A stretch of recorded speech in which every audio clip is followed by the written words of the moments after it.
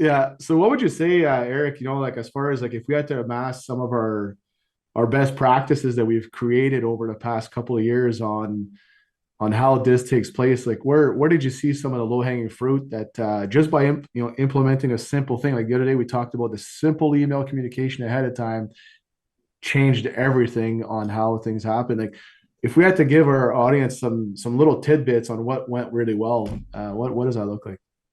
Um, I mean, there's lots. If I start with an initiative in particular, like a change initiative where we're asking for an improvement or something to be done in the field, and maybe I can use it like a quality improvement on a pre-task or a pre-op for an individual.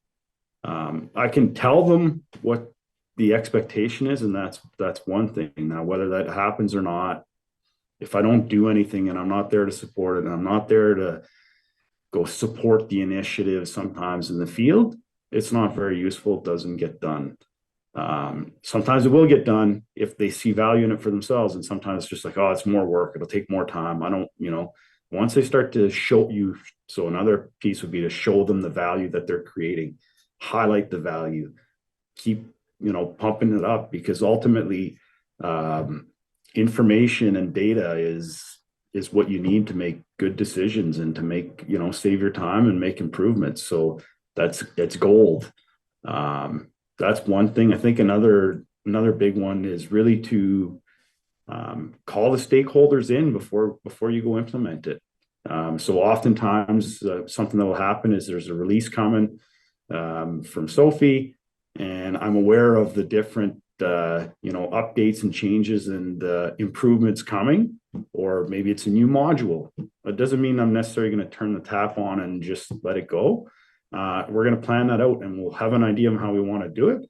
And it'll be a matter of bringing in the people that are going to be involved all the way along that value chain of change and sit down. And we personally like to do a risk assessment. What are the pros? What are the cons?